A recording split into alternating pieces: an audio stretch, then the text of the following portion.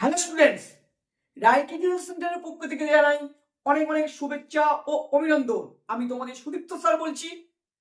দশম শ্রেণী যেসব ছাত্রছাত্রীরা ইতিহাস বই নিয়ে একটু দ্বিধাদ্বন্দ্বে রয়েছে, পরীক্ষায় কি প্রশ্ন পড়বে না পড়বে, আজকে তাদের জন্য এই ভিডিওটি। তোমাদের পাঠ্য বইয়ের দ্বিতীয় অধ্যায় সংস্কার বৈশিষ্ট্য পর্যালোচনা, এই অধ্যায় থেকে প্রশ্নমান 2, 4 ও 8 নম্বরে কোন কোন প্রশ্নগুলি ইম্পর্টেন্ট সেগুলি নিয়ে আলোচনা করা হয়েছে এই ভিডিওটির মাধ্যমে।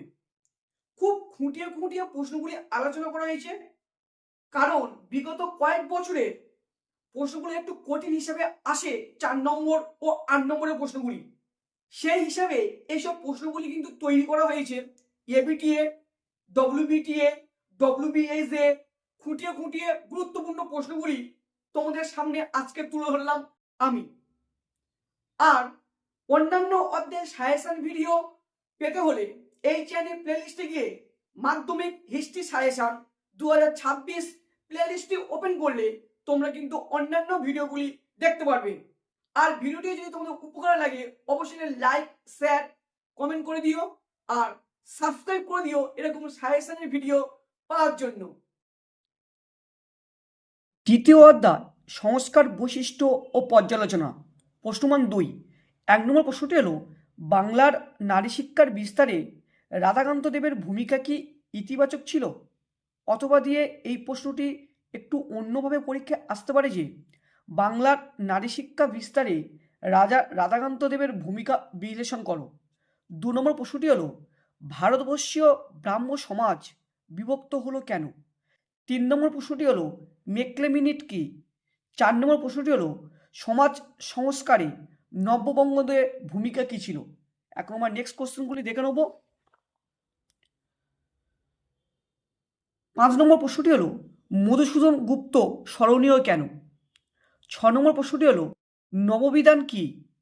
7 নম্বর প্রশ্নটি হলো, এদেশে পাশ্চাত্য শিক্ষা বিস্তারে খ্রিস্টান মিশনারিদের প্রধান উদ্দেশ্য কী ছিল? 8 নম্বর প্রশ্নটি হলো, বুক সোসাইটি কেন প্রতিষ্ঠিত হয়? 9 নম্বর প্রশ্নটি হলো, বাংলার নবজাগরণ বলতে কি বোঝায়? 10 নম্বর প্রশ্নটি হলো, কাদম্বিনী বসু গঙ্গোপাধ্যায় স্মরণীয় কেন? 11 নম্বর প্রশ্নটি হলো, কোম্পানির শিক্ষাক্ষেত্রে চুঁইয়ে পড়া নীতি বলতে কি বোঝায়? 12 নম্বর প্রশ্নটি হলো, আধুনিক ভারতে পাশ্চাত্য শিক্ষা বিস্তারের ক্ষেত্রে 1813 খ্রিস্টাব্দ গুরুত্বপূর্ণ কেন? 13 নম্বর প্রশ্নটি হলো, ভারতে আধুনিক পাশ্চাত্য চিকিৎসাবিদ্যার ক্ষেত্রে 1836 খ্রিস্টাব্দ স্মরণীয় কেন? 14 নম্বর প্রশ্নটি হলো, ফোর্ট উইলিয়াম কলেজ কেন প্রতিষ্ঠিত হয়েছিল? 15 নম্বর প্রশ্নটি হলো, ভারতের আধুনিক শিক্ষা ব্যবস্থা প্রসারের ক্ষেত্রে চার্লস উডের দুটি সুপারিশ উল্লেখ করো। 16 নম্বর প্রশ্নটি হলো, উডের নির্দেশনামা বলতে কি বোঝো? অথবা দিয়ে এই প্রশ্নটি একটু অন্যভাবে পরীক্ষায় আসতে পারে যে, উডের ডেসপ্যাচ কি? 17 নম্বর প্রশ্নটি হলো, নব্যবঙ্গ গোষ্ঠী কাদের বলা হতো? 18 নম্বর প্রশ্নটি হলো, প্রাচ্য পাশ্চাত্য দন্ত বলতে কি বোঝো? 19 নম্বর প্রশ্নটি হলো, লালন ফকির স্মরণীয় কেন? 20 নম্বর প্রশ্নটি হলো, তিন আইন কি? 21 নম্বর প্রশ্নটি হলো, নব্য বেদান্তবাদ কি? এই প্রশ্নটি একটু অন্যভাবে যদি পরে পরীক্ষা সেটা কিভাবে আসবে দেখে নাও। স্বামী বিবেকানন্দের বেদান্তবাদ কেন নব্য? 22 নম্বর প্রশ্নটি হলো, ব্রাহ্ম সমাজের যে কোনো দুটি সমাজ সংস্কারমূলক কাজের উল্লেখ করো। 23 নম্বর প্রশ্নটি হলো, গ্রামবার্তা প্রকাশিকা কেন একটি ব্যতিক্রমী পত্রিকা ছিল? 24 নম্বর প্রশ্নটি হলো, গ্রামবার্তা প্রকাশিকা পত্রিকাটি কেন বন্ধ হয়ে যায়? 25 নম্বর প্রশ্নটি হলো, বিজয়কৃষ্ণ গোস্বামী কেন স্মরণীয়? 26 নম্বর প্রশ্নটি হলো, হরিনাথ মজুমদার স্মরণীয় কেন? 27 নম্বর প্রশ্নটি হলো, হাজী মোহাম্মদ মহসিন বিখ্যাত কেন? 28 নম্বর প্রশ্নটি হলো, বিদ্যাসাগরকে ঐতিহ্যবাহী আধুনিকতার জনক কে কেন বলেছেন?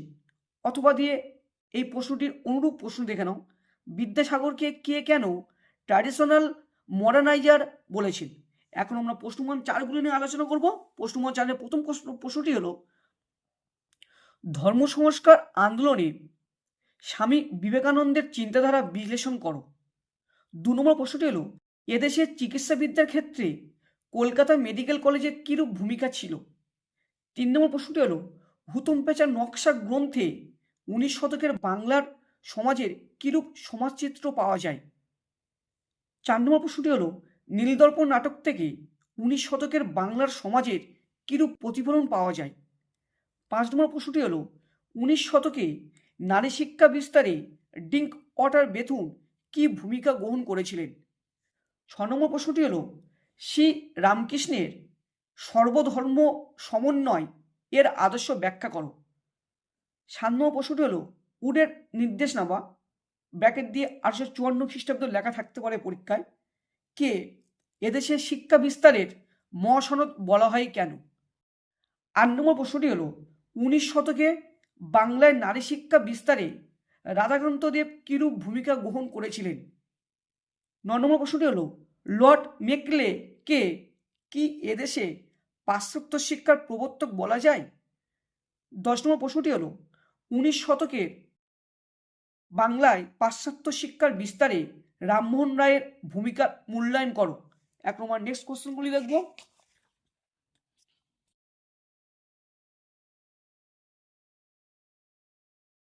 11 নম্বর প্রশ্নটি হলো, ধর্ম সংস্কার আন্দোলন রূপে ব্রাহ্ম আন্দোলনের মূল্যায়ন করো।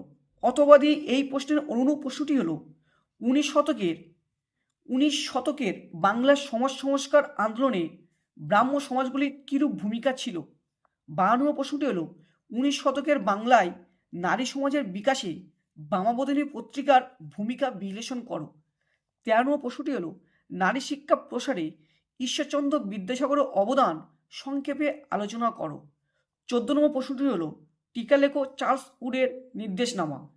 15 নম্বর প্রশ্নটি হলো, নীল বিদ্রোহে হিন্দু প্যাট্রিয়ট পত্রিকার ভূমিকা লেখো। 16 নম্বর প্রশ্নটি হলো, বাংলার সংস্কার আন্দোলনে নববঙ্গ দলের ভূমিকা বিশ্লেষণ করো। অথবা দিয়ে টিকা লেখো নববঙ্গ আন্দোলন বা ইয়ং বেঙ্গল আন্দোলন। 17 নম্বর প্রশ্নটি হলো, ভারতের পাশ্চাত্য শিক্ষার বিস্তারে খ্রিস্টান মিশনারিদের অবদান আলোচনা করো। 18 নম্বর প্রশ্নটি হলো, ডেভিড হেয়ার স্মরণীয় কেন? এদেশে পাশ্চাত্য শিক্ষা প্রবর্তনের প্রভাব কী ছিল? 19 নম্বর প্রশ্নটি হলো, ব্রাহ্ম সমাজ কেন বিভক্ত হয়েছিল? এখন আমরা প্রশ্নমান 8গুলি নিয়ে দেখে নেব। প্রথম প্রশ্নটি হলো,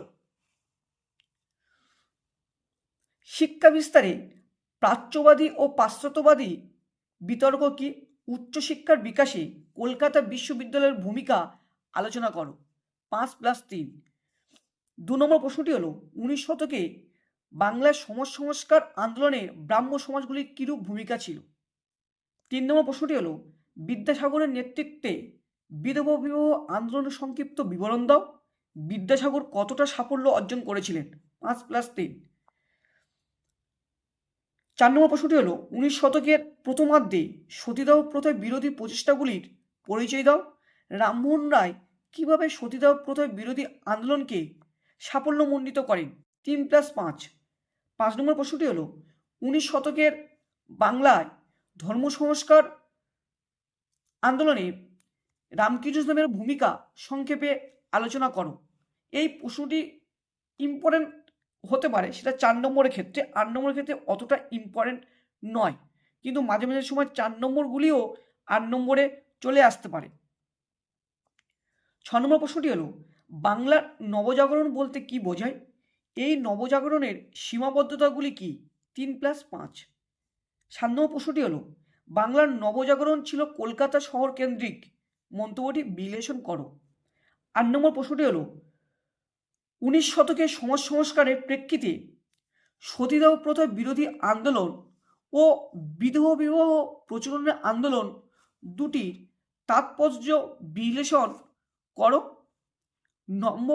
দ্বিতীয় প্রশ্নটি হলো, নববঙ্গ গোষ্ঠী কিভাবে 19 শতকের ঔপনিবেশিক সমাজের সমালোচনা করেছিল? 5+3। এখানে এই অধ্যায়টি শেষ হলো। নেক্সট অধ্যায় দেখার জন্য অবশ্যই অপেক্ষা করতে থাকো।